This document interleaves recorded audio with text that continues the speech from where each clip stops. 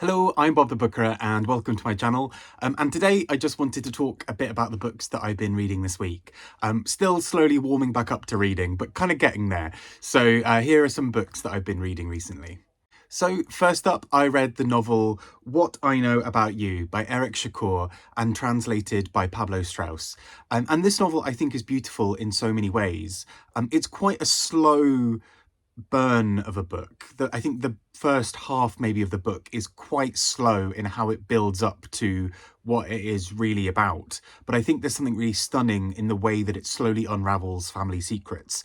And family secrets are all through this novel. The whole book is about family secrets, what is hidden, who is hidden, and why. And particularly the beginning part of the book is really setting this up. So we have Tarek, who is working as a doctor in Egypt. He and his family, they are Egyptian, and they are just living a fairly standard life, or so it seems. And this comes to a bit of a head when Tarek basically starts to fall in love with a man called Ali. And at first this feels quite strange for him because it doesn't present to him initially as love. He just really wants to be around this man and he can't quite place exactly why. Even sometimes in the way he talks about this is that there is a future version of himself that suddenly realizes what's happening. And I should note at this point that the book is written in various different registers, and this comes to play later in the book where we realize why it's happening. But the initial part of this book is written in the second person, so all the way through as you. And so in some ways there's also a sense where we are having certain bits of history hidden from us because it is written directly to Tarek, but we don't quite know who, and we don't quite understand the relevance of all of this.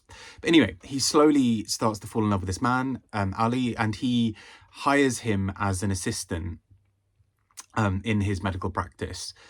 And it's quite clear to everybody else around what is happening, but particularly because Ali is a younger man. He used to be a sex worker and is now, with no real medical qualifications, working in this medical practice and is very close to Tarek and everything. And this completely disrupts everything in the family. This leads to this huge breakdown of everybody within there. There are parents who don't speak to him for ages. There are sort of ways that he is essentially excommunicated from the family, and where his name and Ali's name become these difficult words that can never quite be mentioned.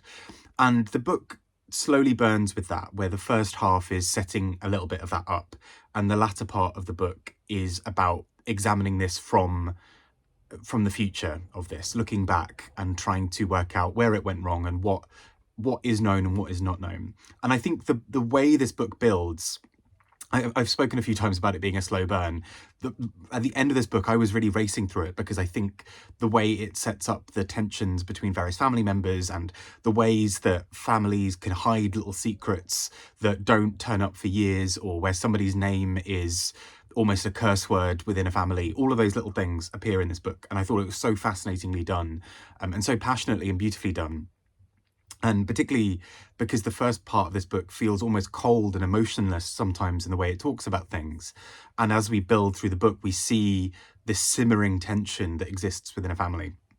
So I think this book is really brilliant in a way that I did not expect. I was reading it for a book club and I found it really interesting at first because I was like, what's all the appeal of this book? I don't quite get this. And when it hits, it really hits, I think. This is a really stunning piece of work. Next up, we have Man's Search for Meaning by Viktor E. Frankl. And this is a really tough read in many ways, partly because, well, predominantly because Viktor E. Frankl is the survivor of concentration camps. And this book I kept on seeing it being around, particularly because Holocaust Memorial Day was not too long ago. And so this book kept on being sort of suggested and recommended as a result. And it's a really, as you can imagine, a really difficult read, but something so fascinating equally about the way he uses this to interrogate the human spirit and the human psyche. So he writes a lot about what it meant to be in a concentration camp, what it means to live through the drudgery and the pain and the terror of all of that, but also to find this odd additional element that most humans never have to really interact with, of what you do in the most severe of circumstances. So he talks about this kind of gutter humour and this absurd humour that comes up when you are trying to find ways of keeping sane in the midst of something so unreal. And so a big part of that is, he talks about telling stories and how various people in the camp start sharing stories with each other about absurd things that might happen when they are free, or absurd things about day-to-day life, all the way from things like responding to certain commands, or the way that they might want somebody to reach right down to the bottom of a bowl of soup to find all of the peas or all of the things that have fallen to the bottom from their meager rations. And all of this sounds incredibly dark, and it is. But I think this book does something really quite profound and interesting from that, of taking his horrific experiences of a concentration camp and using that to think about what we can derive from that in terms of the meaning of life, the meaning of being a human and person, and what that is to be alive.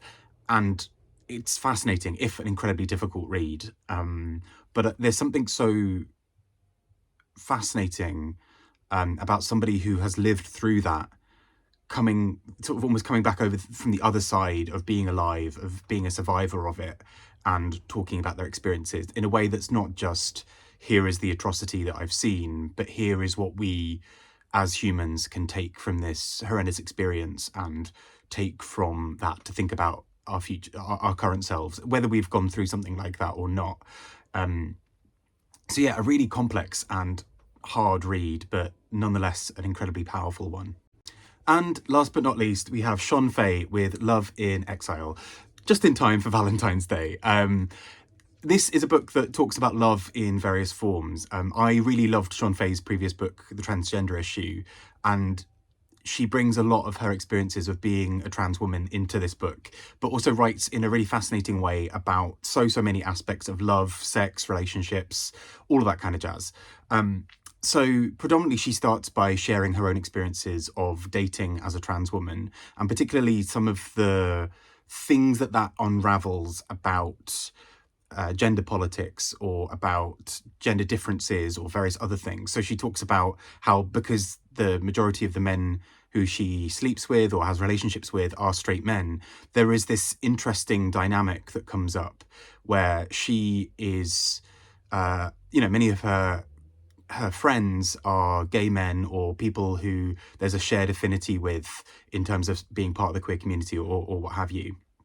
But then dating straight men, there's something so different sometimes for her, because there is a real almost gap in how they understand each other.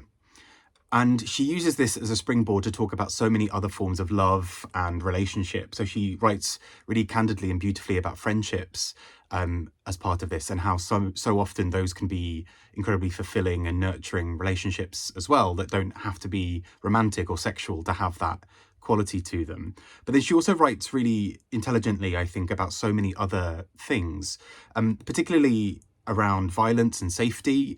She writes really interestingly there, but also about individualism, and how for many more individualist nations, she's from the UK. She writes a lot in this book about the UK and the US as particular examples of what can often be a sort of very individualist society in certain ways. And she uses that as a really interesting springboard to take that and explore what that actually means. So if we are taught to see ourselves as these central characters in these narratives with people, what does that mean for our sense of community building? Or what does that mean about the way that we prioritize romantic relationships over friendships, for example, or the way that being in a romantic relationship is so seen as the norm that various policies or various parts of our society are entirely structured around the idea that everybody has a partner and everybody does XYZ. And she then uses that as a springboard again to talk about things like motherhood, and how she herself doesn't want children. But again, so much of the narrative for women is so often an expectation of motherhood. So it's a really complex book, and it covers so many different topics. But I find her fascinating as a writer and a thinker, in so many ways, because I think she's so able to often put words to things that are kind of floating in the miasma around us, but that we don't often stop and really critique or comment on. And so, yeah, I think this is a really intelligent and interesting book. I particularly love how she covers so many different topics here. And right towards the end of the book, she talks a lot about faith, which is something that I was not expecting in this book.